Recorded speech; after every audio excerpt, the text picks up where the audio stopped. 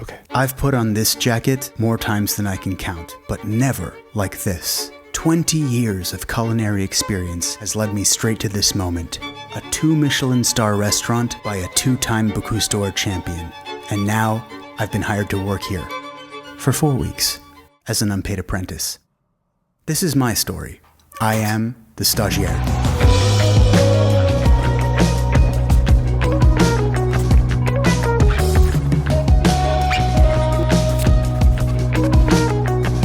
Stockholm, the capital of Sweden, a city I ended up in almost by accident 17 years ago. It's where I learned how to cook. This city, this country, it's steeped in a rich history of craftsmanship, resilience, and reinvention. This is the Vasa warship. It sat at the bottom of Stockholm Harbor for 333 years until it was salvaged in 1961, and now it lays here, beautifully preserved, in this museum. It's this tradition, this respect for roots and mastery, that makes its way from the culture and into the kitchen. And just like the rest of Scandinavia, Sweden never abandoned its food traditions. It instead built and refined upon them. That foundation and rigor is part of what enables these countries to continually dominate in the Bocuse d'Or, aka the Olympics of cooking. I've worked all over the city. Sous chef in brasseries, a head chef in a nightclub. It's just 400 plates, no big deal. A hired gun in just about every type of venue you can think of. Everything except the world of Michelin stars. I gotta be honest. Lately, I haven't been feeling good about my career. I've been seeing the same old patterns, making the same old mistakes. So I decided to make a change. I took a good hard look at myself and decided to drop my ego. Instead, I'm gonna become a student again. I'm gonna commit to being a stagiaire. Because this is only the beginning. I'm gonna learn, work, explore, and bring you on this adventure, starting right here in Stockholm. This year, I've been doing a lot of freelance chef work. Many events here at Stockholm City Hall, where I ran into Tommy Myllymäki and P. the chefs and owners at AIRA. Naturally, I asked them if they would take me on as a stage. They said yes. I first ate here 5 years ago, before the stars, and even then, I knew this place was destined for greatness. That was epic. So last month, I hopped in a tram and headed to Djurgården's Royal Park, where I stepped into this temple of gastronomy. I wanted to see if I have what it takes to work in a restaurant chasing its 3rd Michelin star, and then return as a guest to see the full picture. It was humbling, and it led to the next stage of my journey, which I'm very excited to share with you at the end. You might be asking yourself, what is a stagiaire? A stagiaire is an unpaid apprentice trading time for experience. Usually teenagers finishing culinary school. Sexual healing. Känner du Olle? Sexual healing. Det är fredag. My fellow stagiaires are all about the same age as my son. I've trained many apprentices in my career, but here at AIRA, all 5 of us are on the same level. And I soon realized that many of these fine detailed tasks, the tweezers, the micro-precision, the artistry, are completely new to me as well. At AIRA, our role is simple. Listen, learn, help, and answer every command with yes, chef. Anywhere else, I'd be their teacher, I'd be their boss. But here we're equals. I think what I found most challenging was constantly being put into a box. It didn't matter that I had 15 years more experience than a lot of the chefs who were instructing me. At the end of the day, I was no different than the 17-year-olds I'd showed up with. I think just about every chef's ego would scream in that situation. To be acknowledged for the dog years you've already done. But that's the whole point. Seeking discomfort means doing your dog years all over again. And if you give into your ego, you'll just make a fool of yourself. I worked roughly the same schedule as the rest of the chefs at AIRA, and it was surprisingly balanced. 1 week of night shifts, Tuesday through Saturday, with a double shift on the Saturday, and then 1 week of daytime. Tuesday, Wednesday prep, Thursday, Friday lunch service. The service kitchen at AIRA never really gets dirty. It's always squeaky clean at every moment of the day. And because there's still guests in the restaurant after the kitchen closes, deep cleaning happens in the morning. How's it going up there, Emil? I want to fly fika. Every morning there are fridge checks, planning over breakfast, and then the team moves into production. There is a pulse in this kitchen, a rhythm, a flow, an urgency to stay on beat, an endless drive to get it right every single time.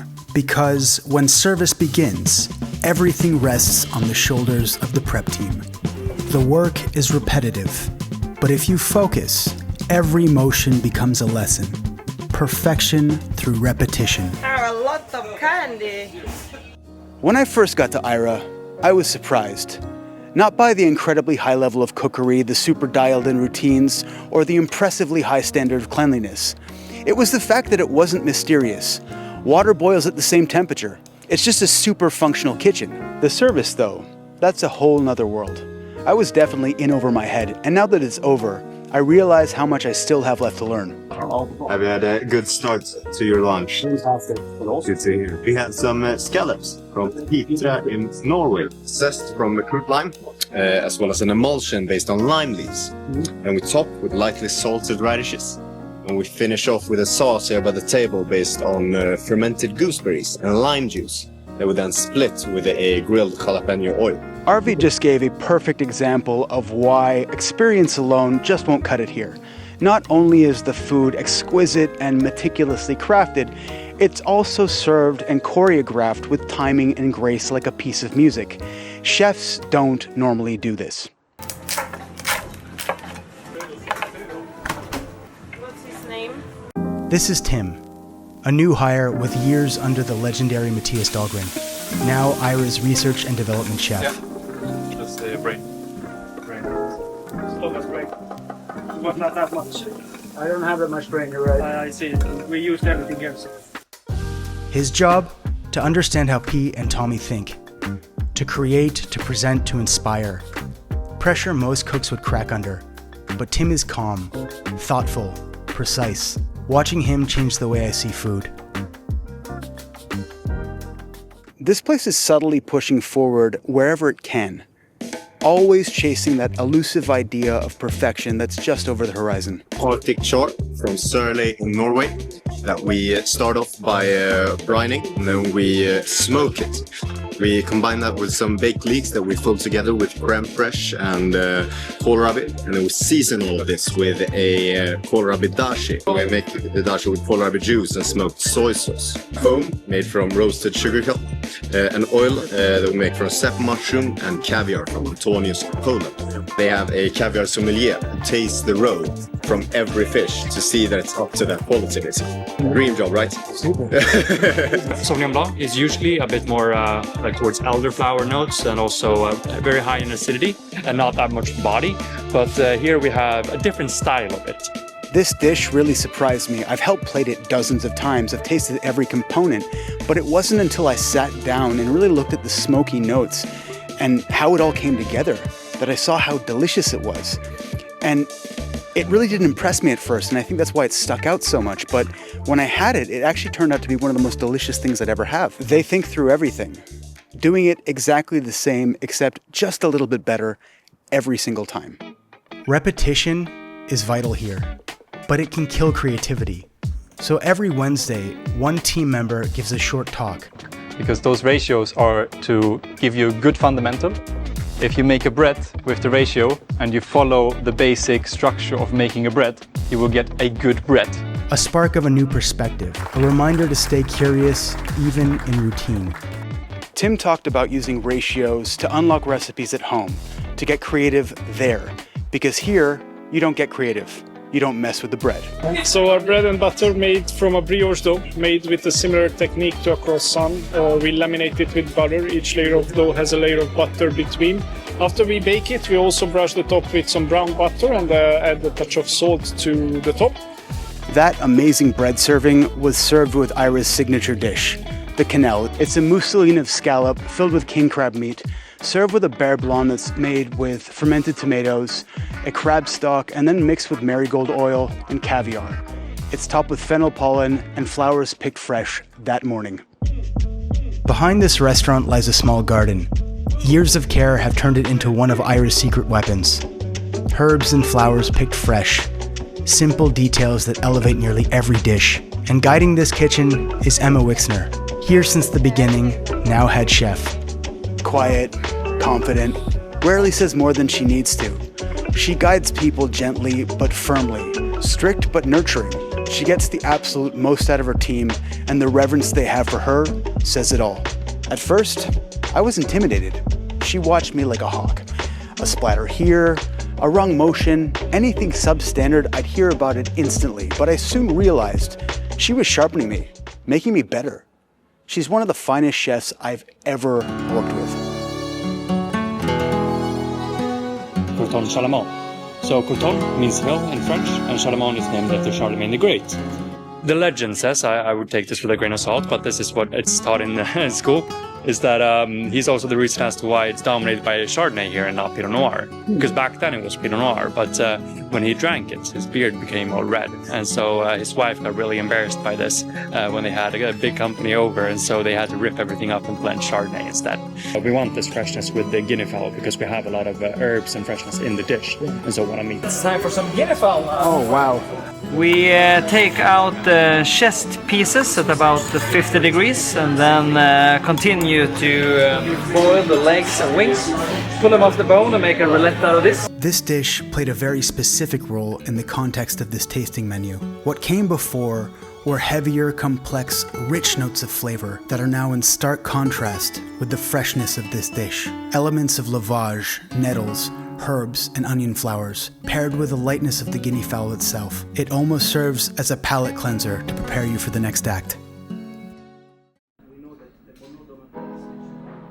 Each day, the team gathers. This isn't a casual briefing, it's choreography. The menu is a show, every move rehearsed, every detail accounted for. And when the plan is finally set, a voice from the back of the crowd calls, "Happy Wednesday!" All right, guys. Let's do this. 1, 2. Every detail of this place is deliberate. The menu, the dining, it's all rooted in the classics but executed at the highest level. It's extremely correct in the context of fine European cuisine. The flow, the harmony, it's like a symphony. If this place doesn't deserve a 3rd Michelin star, I really don't know who does.